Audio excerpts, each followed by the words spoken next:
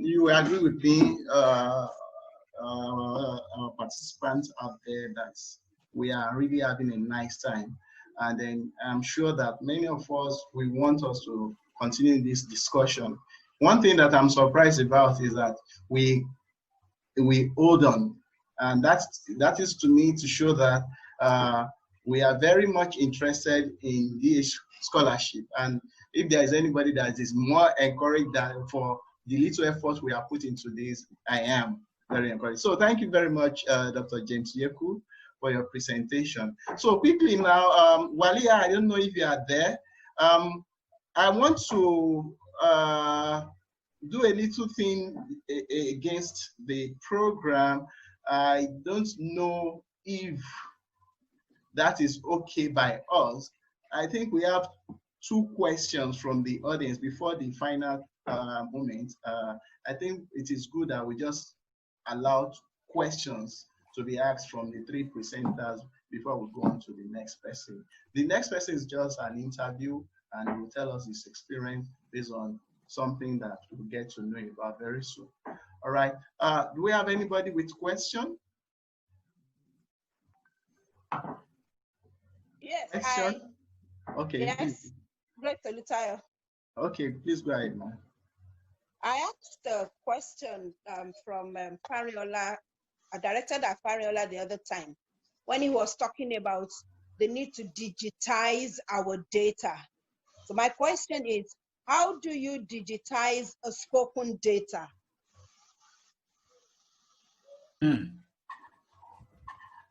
Audio format, no? I think. Individually, do you have a question? Martins? Did you get my question, Dr. Yes, how do you digitize a spoken data? A spoken data. Okay, yeah.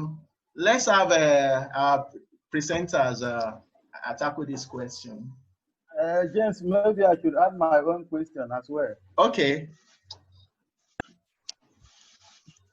Please go ahead, Dr. Ajah. Yeah. Yes. I've already congratulated Austin, and I also thank James Yeku for the presentation. It was quite stimulating. I would want Austin to, although Austin does not have a bias in literary studies, I guess my question is going to be, I'm sure it's not going to pigeonhole him, but the area of that has been actually a sort of a problem to the application. He does what he gave an expose more or less on kata. I do what I call kala, literary analysis. And the problem we have been having, especially with the West, even when you want to be Afrocentric, you will find out that now with variant with other digital tools at our disposal, and then you just do garbage in, and at times you garbage out. It does not give room for theoretical backgrounding, which necessarily that makes literary works. And so, how do you, especially for those of our the new entrants, our colleagues that are just trying to embrace the digital humanities, how do you marry the two? Do you think there is still a space for theoretical backgrounding when you use digital humanities? It has been a question that have raised a lot of those as regards. I've followed argument of some French scholars in digital humanities, British scholars in digital humanities. It appears that there is everyone does what it seems that is right.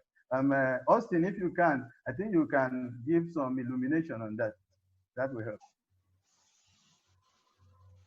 Thank you. James, somebody is raising hands. I mean, one Afis. Okay, Afis Sufi. Yes, sir. I wanted to just give room for 2 questions, but you can go ahead. Okay.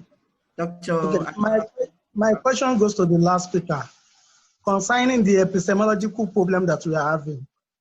So what is the solution that we think we can do to it? Okay, so Dr. Yeku and Fariola, over to you. Thank you. Please go ahead. Hello? Dr. Yeku, do you get the question? I got a question, but I think Farinola should go first.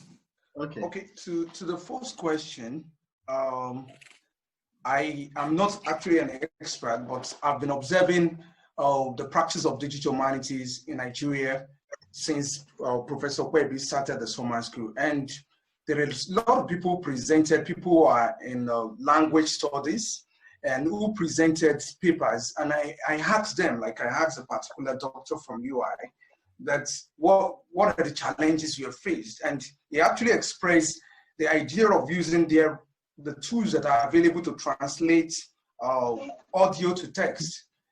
He actually expressed the frustrations because sometimes maybe the way you pronounce the English, it does not even understand, it type rubbish, or it doesn't even understand the language or terminologies and concepts, or the way the programmer has developed it, it does not understand the syntax of how we arrange or how, so they actually talk about when they were doing oral interviews and doing all sorts of things. So I can tell you that maybe there is no tool specifically, because for us to have a tool at the last Digital Humanities conference in Lagos, there was a young programmer who talks about, is developing a kind of, first of all, developing a database in which we're able to, first of all, have all our dictions, all our whatever inside it, because the computer is not like a human being who understands the way we are talking now. It has to pick from based on what the programmer and pick. So basically we have that, and I presented that, I proposed that as a presentation at the Digital Humanities conference is supposed to have in Canada this year. I talk about it as the challenges of optimization, which I actually received questioning, but the reviewers, some of the reviewers surprised me because they send me feedback that, you know, that you can develop your own, or people are developing, because I itemize some of what people have complained about. Talking about, so for me as a person, I still believe that we have to go back to programming. We have to, as Dr. James already explained, we have to look for collaboration, or else it's actually like a dead end. And I'm so happy, like what Professor Kwebi is already doing, the digitization, we rely so much on it. And as Dr. Richard mentioned about the optimization, I would say that the way forward is Python or our programming language, or we just need to, because you can now be able to now say what you want and it gives you back. And that's just the way forward till we get ourselves to develop us or frameworks that respond to our challenges. Let me add to that, Austin, and say that to just think about the fact that a program, a platform, or a software is unable to read your accent or your speech style is indicative of another kind of politics, another kind of epistemological issue. And we can talk about that in some other platforms. But I mentioned that to say something. The Digital Humanities does not pretend that there are issues of biases and politics that are associated with technology. And it's important we know this. But like Austin was getting at, that particular question of speech to text raises the importance of developing our own tools. I would rather create a digital object that addresses a question than go about screaming racism or biases. So the thing is, we need to invest in digital technologies. We need to invest in platforms and tools that do what we do. So the other day, Google came up with a project that allows Nigerian road users to get the descriptions in Nigerian English, and a lot of people celebrated that. I thought that was good, but we cannot always wait for people like Google to do these things. Take ourselves seriously as a people and invest in these technologies ourselves. If the government will not do it because of their attitude to infrastructure, digital infrastructure or analog infrastructure, let's support the private individuals who are doing this.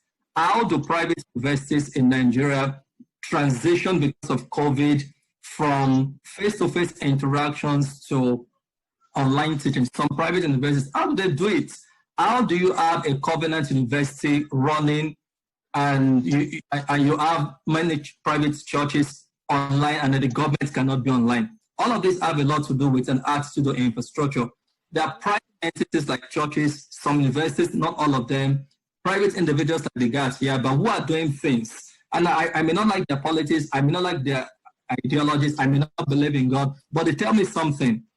The private individuals are all over doing things, and we need to look to them. So like the young man Fariola mentioned, what are these guys trying to develop things for ourselves? So we need to celebrate them and support them. James. Yes, sir. Yes, I wanted to actually respond, but before I collaborate with what you are saying, I would want Austin to, as regards the question on the language, I think here, Prof, the James and the rest of those that we are in Netherlands, we were with Moses Ekmenyon. Moses Ekmenyon here, as regards your language, as a dialect, has developed. Moses actually has a bias in computer science here, and is here in my university, University of Uyo. And so his PhD thesis was actually on that, speech synthesis. And exactly when he came up with the fact, it is possible now to what she is talking about, actually in Ibibio, and the research of Moses is very obtainable. And so it is just like what you said, the GAN actually collaborating with the town. I think the problem we have, James, I think the problem we have here is the lack of sensitization as regards DH. And a lot of our institutions and universities might not necessarily, because to get the capacity, at times is very costly. And like I told Tunde, the last time how we struggled to be able to attend the Digital Humanities conference in Digital Humanities Summer School in Oxford. Our university blatantly refused to sponsor us. And so I think that is very important for us, since it is possible, like I was trying to get a digital tool on, so I had to collaborate with somebody in computer engineering. And so we are just still at the kindergarten of the development. But I felt that Austin said, I will not be able to. I think Python, the name that was given Python is actually creating a sort of phobia to me.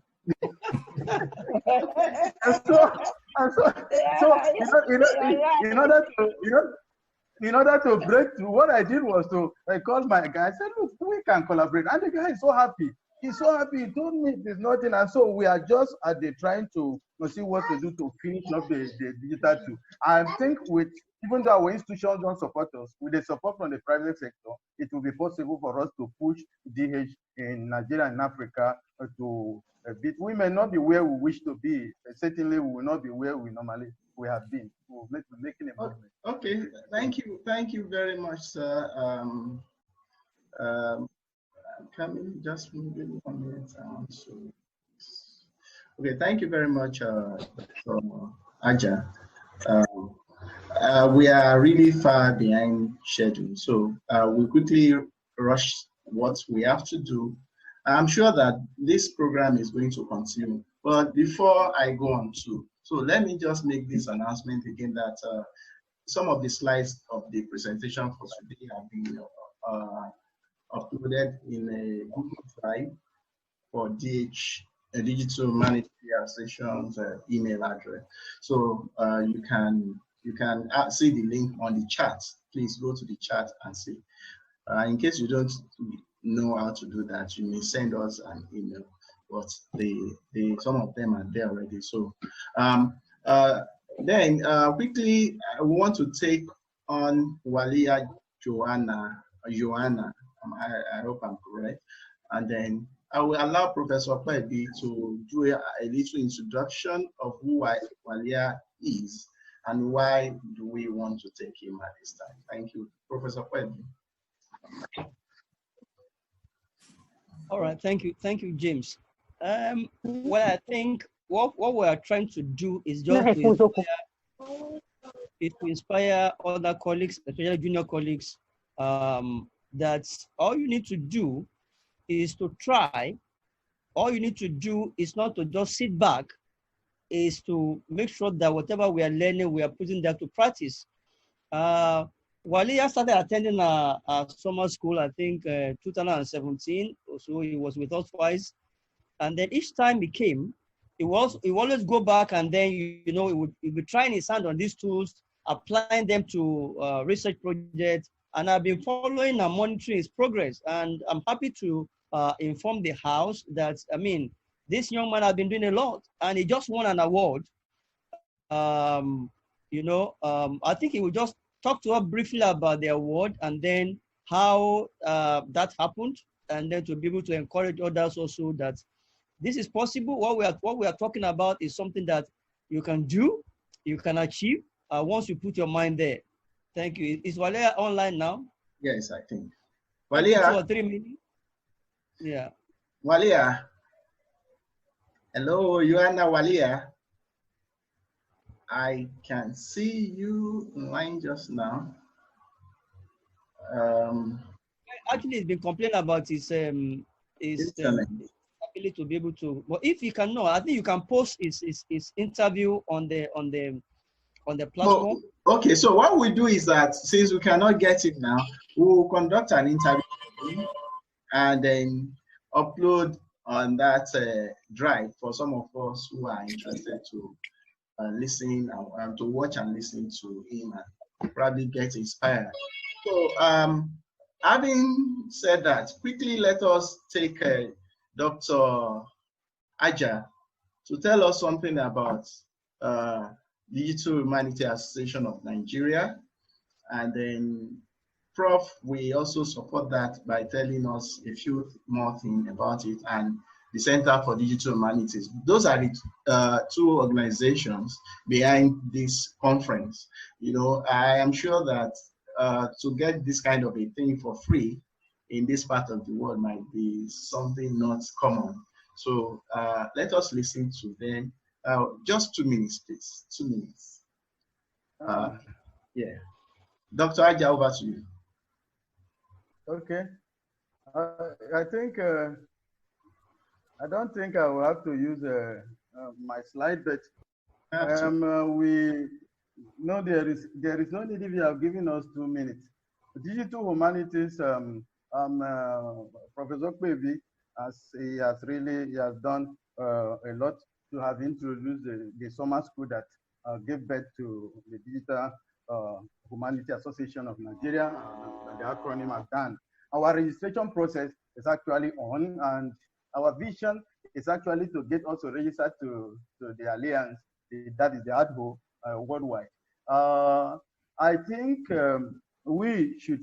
The goal generally is the goal generally. Our objective is just to galvanize scholarship and scholars in digital humanities here in Nigeria and also Africa, because there are some scholars in Africa that are part of Digital Humanities Association of Nigeria. And then what is our membership like? The membership is open. The membership ranges about 4 categories of membership. It's actually, you can see it. The website has it.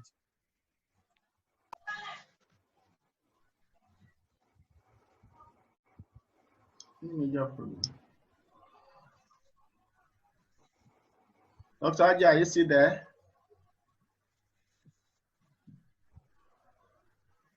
Dr. Ajah, what's happened? Dr. Ajah?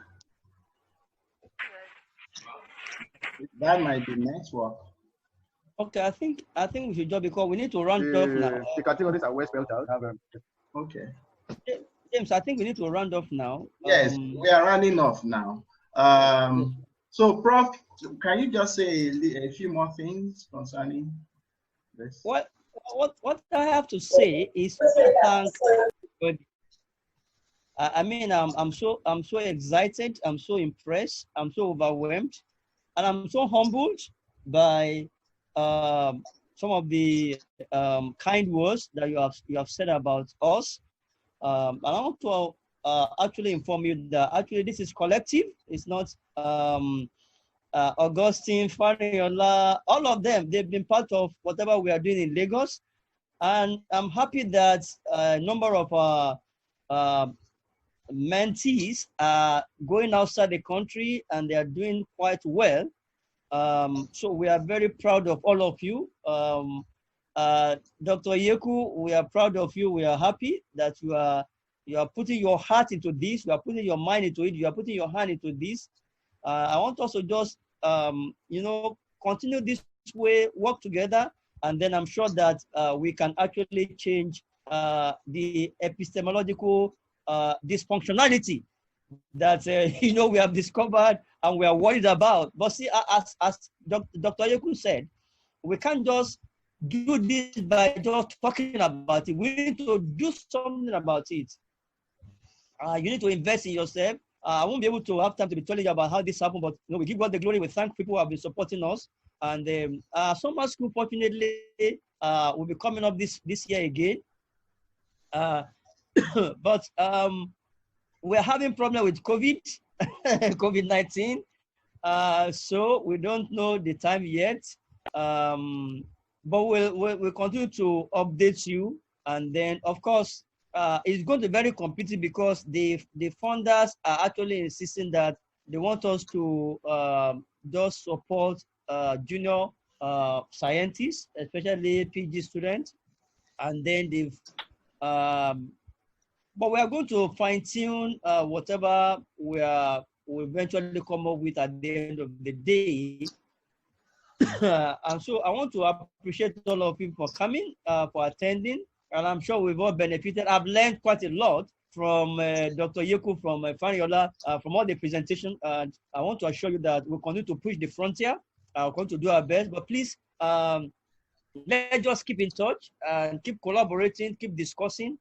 Let the conversation continue on individual basis and then this collective, this general forum. And I can assure you that we are here to support you, to provide everything that, you know, within our capacity to really, you know, actualize your dream. So I thank you all for attending. We hope to keep having this kind of, you know, interaction quarterly. So we'll update you on the next time we're going to meet online. Thank you so much. I appreciate you all. Okay, so thank you, Prof. On that note, let me just say that I can't thank you enough. I can't working day and night, you know, on the clock to put this together. Thank you so much. We appreciate you. Yeah, thank you so much, sir. So I want to express my profound gratitude to everybody who has participated in this, because if we put this together and you didn't show up, we cannot have it. So we thank you for your data. I'm sure many of us are running on generator. Yes, excluding people like Yeku James, you know, but we'll get better. Let's keep the discussion continued and then be so glad that at the end of the day, we can point backward and say that we have done something great for our nation. I don't want somebody to hold me by the road and give me a slap, and I would think it's a ghost that gave me a slap. So somebody has been trying to ask a question, to give a comment since. So please, I want to beg everybody, just in 1 minute, Ibukun Filani, can you please go ahead? Good evening, everybody. Thank you very much. So please hold on. Ibukun Filani is joining us from Hungary. So please go ahead. Thank you very much, Dr. James and the two James, Professor Peibi. Thank you, everybody, and thank you for the opportunity. My comment emanated from the question on how to digitalize oral text, spoken text. I work on stand-up comedy, and I primarily work on spoken text. And my experience has always been that a good way to deal with the text is to have it digitalized, really. And some weeks back, or shall I say months now, I was in conversation with James, and we were talking about how we can generate a kind of corpus that will, a kind of corpus of stand-up comedy performances, and the corpus will just be like, we have a kind of method or mechanism which can pick up the spoken performance and then turn it to a text that can now be analyzed digitally. As it stands now, what is obtainable is that one listen and you keep listening and keep listening, and then you transcribe you know, and that is really, really a rigorous process, and that is what is actually available across the world when it comes to oral text when it comes to digitalizing oral text. So that has been my experience on that. And I also think about the idea that Dr. Yeku James raised, the politics of technology. In Hungary, where I am now, currently, you can rarely find a computer or a laptop with an English keyboard. All right, you can rarely find a computer or a laptop with an English keyboard. All the computers you will find in all the stores are with the Hungarian language keyboard. So there is that part of politics of technology that I think our government is now playing, you know, and it's there. And then I will also say that the good thing is that we have a conversation, and the conversation is such that it does help us to keep the spirit alive and to think about the possibilities. For me, each time I have to do an analysis on stand-up comedy, I have to listen freshly to a new data, I have to transcribe, and it is a rigorous process. And then the other challenge is this: when you write something to publish, the reviewers do not know the kind of text you have dealt with. They only see what you have written, and then they do not know the kind of performance you are dealing with. Now, the challenge is this from my own experience: all stand-up comedians repeat their routines. So for instance, when I pick a particular performance to analyze and I want to expand the performance of that comedian, I'm likely going to meet the same material across 10 or 6 performances.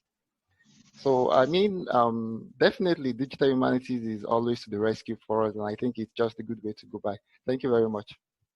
Okay, so thank you very much. One thing I've also seen here is that many people, just like Dr. Yeku was talking, some people are making suggestions on what you can do. For example, somebody said that you can actually translate with Elan and so on and so forth. So I would plead with us that when we have information like this, we can always send it to the email address that we have. And if you need anything on digital humanities, you need collaboration, you can send to info@dhnigeria.org or nigeriadh@gmail.com. So, and I'm sure that with that, we can continue the collaboration. Presently, we have a WhatsApp group, and I'm going to leave my phone number on the chat room. So, I'm going to leave my number there anyway. Then you can send me a request to be added to the WhatsApp group, and then so that some of this collaboration can continue. So for those who want to get certificate for participating in this, already a link has been provided. Some people have indicated interest. By the grace of God, latest by Saturday or Sunday, we'll get our certificate forwarded to us, and then every other information will get in touch with us via the emails address that we have used in this. So once again, I want to thank you for your attention, your patience, and then your contribution. So whether you have spoken today or you haven't said anything, for the fact that you are with us, we want to appreciate it so much. And we say, God will keep us safe from COVID-19 and every other disease. Thank you, and see you whenever we call again. Thank you. And then we want to end the meeting now. You are welcome.